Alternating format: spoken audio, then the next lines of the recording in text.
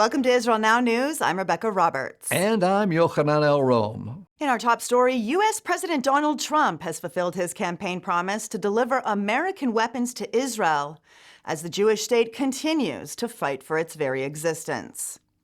Former President Joe Biden attempted to strong-arm Israel into capitulation by withholding heavy bombs and arms that Israel purchased from America. He made this decision while thousands of rockets, missiles, and explosive drones were being fired on Israel from 7 different fronts. One of President Trump's first orders of business was to instruct the Pentagon to ship 1,800 heavy bombs to the Israeli Defense Forces.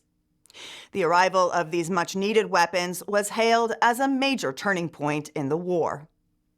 Defense Minister Israel Katz thanked President Trump and his administration for their unwavering support of the state of Israel, and he pledged to continue working to strengthen Israel's security. The Egyptian military is amassing its troops on the border with the Jewish state. Yechiel Leiter, Israel's ambassador to Washington, is warning of a possible offensive operation from the Sinai. Leiter said Egypt has built bases in the Sinai stocked with weapons and military hardware that can only serve offensive operations. The move is a clear violation of the Israel-Egypt peace treaty. Recent satellite photos of the area reveal that Cairo has deployed its most advanced tanks, which are under the command of Egypt's elite special forces.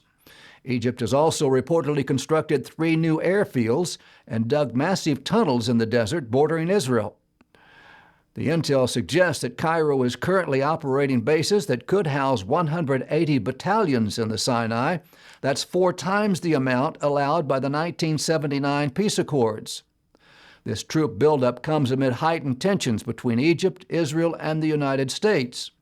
President Abdel Fattah el-Sisi refused a recent invitation to visit the White House and has vehemently rejected President Trump's plan to relocate Gazans to Egypt and Jordan. Investigations into the mismanagement of American taxpayer money have uncovered billions of dollars sent to prop up Hamas and other Islamic terror groups. The Middle East Forum released the findings of its multi-year study of U.S. aid and State Department spending. It found that U.S. aid approved $164 million in grants to radical organizations and at least $122 million to groups that support terror. The MEF also found that millions of federal dollars were given by U.S. aid to organizations directly controlled by Hamas. In some cases, U.S. government officials personally visited terror proxies' offices in Gaza. Most shocking is the fact that U.S. aid sent $2.1 billion to Gaza in the aftermath of the October 7th Hamas massacre of 1,200 people in Israel and the kidnapping of 240 others.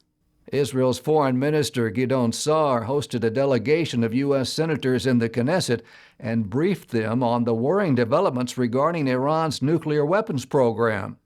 Sa'ar explained that the fanatic Shiite regime is attempting to compensate for its declining power in the region by obtaining nuclear weapons. Iran is the world's largest state sponsor of terror, and Sa'ar warned that Tehran wants to destroy the fragile ceasefire by rearming Hezbollah. He briefed the American lawmakers on Tehran's attempts to smuggle weapons and cash to its proxy in Lebanon. This intelligence prompted Beirut to halt incoming flights from Iran, sparking an aviation standoff between the 2 countries. Rebekah has more on that.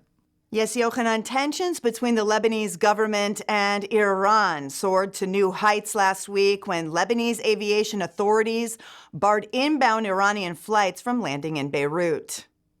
This came in response to an alert issued by the IDF that Tehran was using commercial flights to smuggle cash to its proxy Hezbollah in Lebanon. The White House reportedly warned Lebanese authorities that Israel could shoot down the incoming Iranian aircraft. Beirut's decision to refuse Iranian flights was met with furious backlash among Hezbollah supporters who swarmed the streets of Beirut. Rioters blocked the only route to the country's international airport and viciously attacked a convoy of UNIFIL troops trapped in the chaos. The international peacekeepers were pulled from their cars and beaten while their vehicles were looted and torched. The deputy commander of UNIFIL forces was among the wounded. The Iranian-backed Hamas terror group announced that it is willing to give control of the war-torn Gaza Strip to the Palestinian Authority. This comes in response to President Trump's plan to level Gaza and relocate the civilian population to other countries. Sky News Arabia has reported that Hamas approached the PA with an offer to relinquish control if the so-called employees of Hamas are absorbed into the new administration or can retire with guaranteed lifelong salaries. The Palestinian Authority ruled Gaza until 2007, when Hamas staged a bloody coup to overthrow their PLO Fatah rivals. Now the two Palestinian factions are attempting to portray unity in a desperate attempt to retain control of Gaza. Israeli Prime Minister Benjamin Netanyahu quickly responded, saying he will not allow Hamas or the Palestinian Authority to rule the coastal enclave. The majority of Israelis agree with the Prime Minister. A recent survey conducted by the Jerusalem Center for Strategic and Foreign Affairs reflects that more than 60% of Israelis and 56% of Arab Israelis oppose allowing the PA to rule Gaza after the war. Newly released Hamas communications have been published proving that humanitarian aid to Gaza bypassed the civilian population and was delivered directly to the leaders of Hamas. In the aftermath of the October 7th Hamas attacks on the Jewish state, Israel faced overwhelming international pressure to facilitate the flow of aid to Gaza. Jerusalem demanded thorough inspections of the deliveries and assurances that the aid would be delivered to the people of Gaza and not Hamas. Israel presented evidence that terror leaders and their fighters were hijacking the supplies. Unfortunately, the Biden administration insisted that Israel continue to allow the transfer of hundreds of aid trucks to the Gaza Strip each day, knowing that the supplies were going directly to Hamas. The IDF has tripled the number of Israeli troops along Israel's northern border as the army begins its withdrawal from southern Lebanon. Jerusalem announced that it will maintain at least 5 strategic bases in the Hezbollah stronghold to prevent the Iranian-backed terror group from rebuilding. The IDF entered Lebanon and defeated Hezbollah after more than a year of being bombarded by rockets and explosive-laden drones. The Israeli army also cleared at least 5 kilometers of Hezbollah hideouts and stockpiles of weapons along the border that were built in violation of UN Security Council Resolution 1701.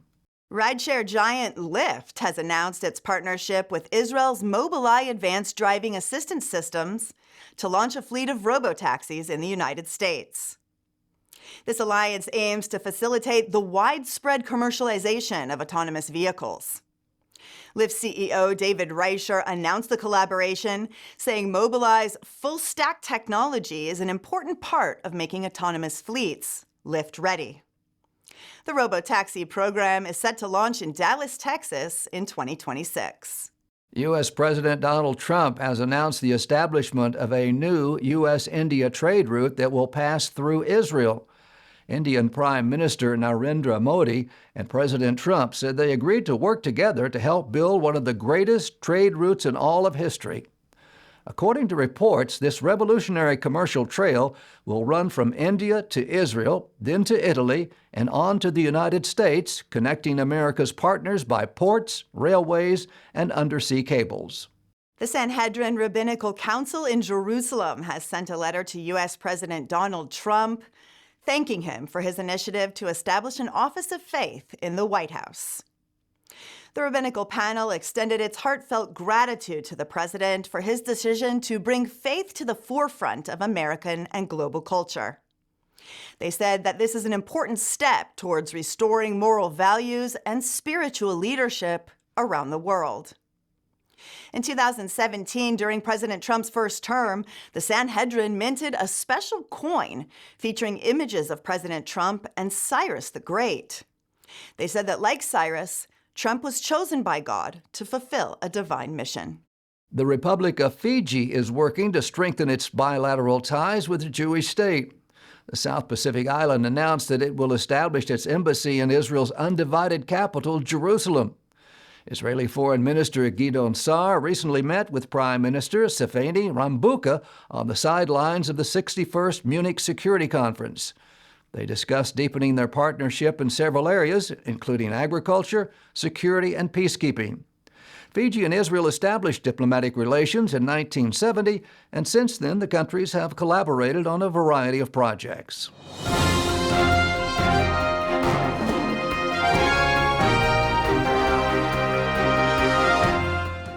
That concludes the news portion of our show. Stay tuned for Ask the Source with Josh Reinstein.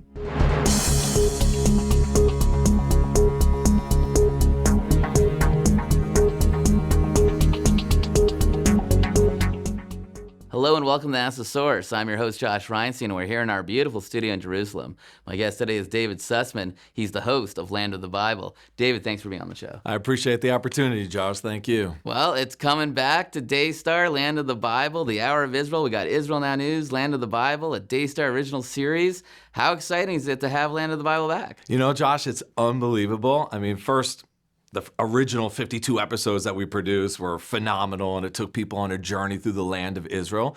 But to have it returning now, after a year and a half of war, in order that people can once again tap into their spiritual roots into the land of Israel and to rediscover, or even discover for the first time, all of the new archaeology that's been uncovered in the last year and a half. So this is a great opportunity, first for us in order to showcase the land of Israel, but also for the viewers out there watching on Daystar to tap into what's happening right now here in Israel, both archaeologically speaking, as well as what's happening with the folks on the ground here.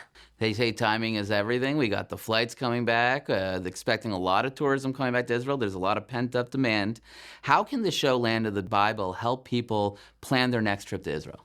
Well, I mean, first of all, just, the idea that people are now going to once again flock here to the land of Israel is worthy of noting. Because as you said, there were so many airlines that weren't flying here now. And now that all the airlines have opened up, prices have dropped. And I've already seen an uptick. I work in tourism. I have my own company. And I've seen an uptick of people contacting me saying, we've been waiting literally for almost 2 years to come to Israel. Now's the opportunity. We're not going to wait another moment. So those that are planning already a year out, tuning in every week, watching the Land of the Bible, seeing the various sites where we've uncovered the Bible, like literally uncovered the archaeological proof of the biblical narrative that's taken place all throughout the land of Israel, Judea, Samaria, up in the Golan Heights, down south in the Negev. It's really incredible. So anybody who wants to plan a trip and to say, hey, I'm not too sure where I want to go, or even if they already know where they want to visit, there's so many sites that they probably never even heard of or realize that they can tap into their spiritual roots by visiting these sites. A lot of people think you're a professional actor and the host, but you actually are a tour guide. You tour these places day in, day out, all the time. How meaningful as a practicing Jew is it to walk the land of Israel? People ask me that question all the time. And I tell them, when I wake up in Israel, every breath I take, every step I take, I am connected to my ancestors. I am connected to God. I'm connected not only to my spiritual roots, but also we know the Bible says over and over again that the descendants of Abraham are going to be inheriting this land. And here I am in the land of Abraham, in my land, in my ancestors' land. So it's unbelievable. But speaking of tourism and bringing people here and really opening up that veil for them to discover on their own what a special place this is really an unbelievable opportunity. What's interesting about this show is that we don't just go to the modern place today and show them how it is and what's going to look like when you visit, but we also do a little Bible study. We show how it connects to the Bible, what was happening in this place in the time of the Bible, and then how does it connect to modern state of Israel today. Why is that so important that Bible-believing Christians know that history, that they understand that this isn't some sort of story from the history, but there's an actual location they can visit and see it? Christians that come here, Jews that come here, people from all different backgrounds, when they come here with Bible in hand, I run a tourism company. It's not cheap to hire a tour guide, to have the transportation, all the activities. If somebody wanted to, not spend that kind of money. They can literally just come with the Bible, read the description, look at the lay of the land and say, my gosh, this is exactly the way it's described. So obviously now going with a tour guide, someone who can illuminate for it, someone who can open up the Bible, someone who can read the passages and then say, that's the hill. This is how we know that this is the site because of the archaeology that we've discovered here, the studies that have been taking place. But to also tap into the message. And I think that's the important part, is tapping into the message that the Bible gives to us, how to live a fulfilling life, how to connect to God, how to better ourselves, but to do it in the places that that message was received by the prophets. There's nothing better than that. So the first season of Land of the Bible was in 2017. This is our second season, launching right now, March 1st on Daystar. Give us a little sneak peek. What are some of the things that we're going to see that people maybe not even are aware of that is around here in Israel today? You know, I think I would be amiss if I didn't just give a huge mention to the National Parks Authority, to all of the people who are helping us, to the Jerusalem Media Group who produces and directs and edits all of these videos, and they all do a fantastic job. But one of the unnoticed benefits of this war, we've been fighting for the last year and a half, the fact that there haven't been tourists here has given an opportunity for all of these national parks to do massive renovations, to do more archaeology, to reveal more. So now we're back, Land of the Bible. Now we're going back to these places. Now we're working with those people once again in order to present it in a way that's going to be easily digestible for everybody who's viewing, no matter their background. This is something for everybody. David, there are literally tens of millions of people watching this show. What message do you have for our viewing audience? Coming to the land of Israel, walking in the footsteps of the kings and prophets that we read about in the Bible, to be able to touch the stones, to be able to use all five senses to connect, to be in it, not just reading in a classroom, but to be in it, there's nothing better than that. So it's one thing to stay at home, tune in, but also begin your planning process now. Come visit the land of Israel. I can help you do that. There's a million organizations that are doing it. We want to see you here. This is the time to visit. We need you as much as you need us. We're in it together. Thank you, David, for being on the show. And thank you for tuning in to Ask the Source. I'm your host, Josh Reinstein. Now back to the studio.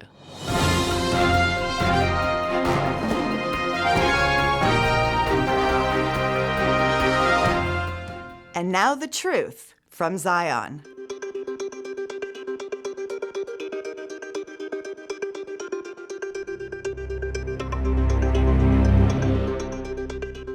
Judea is the heartland of the Jewish people. It is a region steeped in rich history and deep biblical significance, located in a mountainous part of the Levant region. Judea extends from Jerusalem down to the southern city of Beersheba. The origin of the name comes from Yehuda, or Judah in English. He was Jacob's son and a leader of one of the 12 tribes that made up the Jewish people. This tribe would later become a kingdom. The name marked the territory of the Israelite people who had made their way from exile and slavery in Egypt through the desert to a land that would remain their home until this very day. Jewish people are condemned for visiting the literal birthplace of the Jewish nation. In 1922, the League of Nations created a mandate for the land and recognized the historic connection of the Jewish people to their homeland. Judea is part of the area called Judea and Samaria, that some people call the West Bank, because Jordan invaded Israel as soon as Israel declared independence and took over, occupied Judea and Samaria. They called it the West Bank because it's to the west of Jordan. But when Israel liberated this territory in 1967, it had full legal right to this area. The West Bank was an invention created by Jordan's attempt to eliminate Israel. It has no international validity. The only valid borders are the borders of the League of Nations mandate for Palestine, which had no West Bank and which had Judea and Samaria as integral parts of the Jewish homeland. Even though the Jewish people were forcefully removed and pushed out time and again by occupying nations like the Mamluks, the Turks, the British, and the Jordanians, Jews have never ceased to live in Judea, even when they were outnumbered and threatened. The city of Hebron is located in the southern part of Judea. It is one of the oldest continuously inhabited cities in the world. Jews, Muslims, and Christians acknowledge it as the final resting place of Abraham, Sarah, Isaac, Rebekah, Jacob, and Leah. These key Jewish figures carved the path for the world's first ever monotheistic religion as they courageously left behind idol worship to create something groundbreaking, the Jewish faith. The sacred site of their burial place is known as Machpelah, or the Cave of the Patriarchs and Matriarchs, as these individuals are the mothers and fathers of the Jewish people. Jews not only come to Hebron to pray, but many live there and in nearby areas. Some families have resided in the same home for generations. There's been a Jewish presence in Hebron for nearly 4,000 years. During the rise of Islam, the Mamluks occupied this land for 700 years and forbade Jews and Christians from entering the burial site. The site was converted into a mosque, and the Mamluks prohibited non-Muslims from walking beyond the seventh step of the building's entryway. Devoted Jews prayed on the seventh step, hoping to one day re-enter and visit their ancestors' final resting place. Today, that dream has become a reality, but not without heavy security. As documented in the Torah, Abraham lived in the city of Hebron and purchased the burial site for his family. The original owner of the land, Ephron, offered it to Abraham as a gift, but Abraham insisted 3 times that he purchase the property to ensure that future generations would understand that this site belongs to the Jewish people forever. He paid 400 silver shekels, the equivalent of $1 million today. Judea also holds a critical strategic position in the region. Its elevated terrain offers a vantage point over a substantial portion of the country, making it crucial for defense and security. After Israel declared its independence in 1948, the region of Judea, including Hebron, fell under Jordanian occupation. During this period, Jewish residents were forcibly expelled, and access to the holy sites was again severely restricted.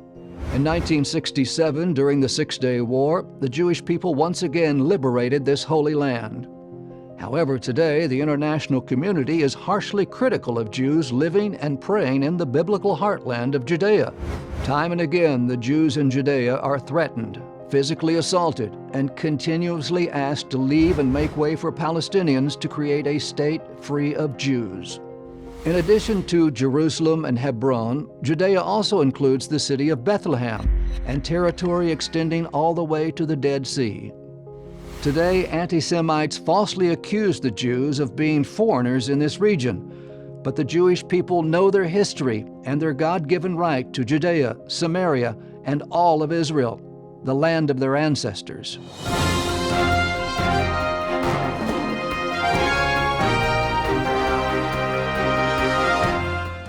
Up next, the ICEJ Report from the International Christian Embassy, Jerusalem.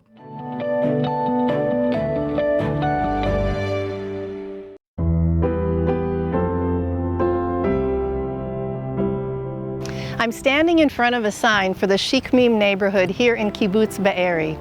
We've seen that the building has already begun, and it's very exciting. I had the privilege of being a part of the groundbreaking ceremony for this neighborhood, and 2 adjacent neighborhoods are going to be built next to it that will be to house those who lost their homes on October 7th. Since 1980, the International Christian Embassy Jerusalem has been a voice of Christian support for Israel and connected the global church to the land of the Bible. Headquartered in Jerusalem, the ICEJ has taken action to stand with Israel by caring for Holocaust survivors, helping Jewish families return home to Israel, providing bomb shelters, fighting anti-Semitism around the world, and by inviting Christians to discover Israel for themselves. Very early in the morning, the terrorists made a huge hole, a 40-meter hole in the fence with a big tractor, okay? And as you can see, my house and my neighbor house is the same house. It's the closest one to the hole in the gate, in the fence. So I show you later, all the people, most of the people around here didn't survive. And we had a miracle in that morning.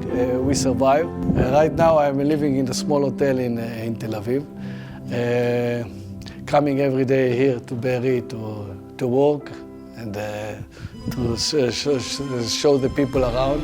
and we have no belonging at all. We have only this, some clothes. We don't have anything with us, and we are moving to Hatzerim, to the neighborhood that built for us in Hatzerim, in the end of October, and waiting for building the houses, new houses, back, and we will be back in Be'eri. We are coming home, and we renovate the kibbutz, and we'll be okay. I'm here with our good friend Ido Schwartz, and we're standing in the center of the kibbutz in a place that's been cleared. We're discussing today, Ido, about the rebuilding process of Kibbutz Be'eri and the communities in the south.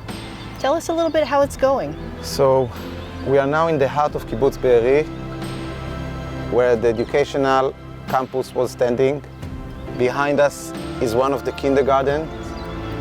All this place was leveled because of the heavy fighting that was here and the situation of the different buildings. Here we're going to build the educational centers, the after-school activity take place, and the educational offices where the teacher lounge and things like this. Regarding the building, Kibbutz Be'eri has already started the first rebuilding phase of 52 house units, and I hope that by the end of 2024, the entire community will be at Kibbutz Hatzerim. We need your support, both firstly by prayers, that those efforts will be fruitful, and secondly, come and visit us and bear witness to this miracle of rebuilding this shattered community. We don't only ask for your partnership, we need your partnership. We're excited at the International Christian Embassy to be a part of this process of renewal and rebuilding, not just in Kibbutz Be'eri, but also in other communities around the south of Israel. And we want to say to our friends around the world, join with us to be a part of building a brighter future for the people of Israel. After Hamas brutally attacked Israel on October the 7th, 2023, the ICEJ has been actively standing with Israel and her people through advocacy and urgently needed aid projects. Now is the time for Christians to turn their love for Israel and the Jewish people into real action as never before. Your donation will help deliver bomb shelters to at-risk areas, provide necessary supplies for first responders, support affected citizens with trauma care, and will eventually help rebuild these devastated communities. Visit ICEJUSA.tv to donate online or call 1-800-910-6355 and give your generous gift today.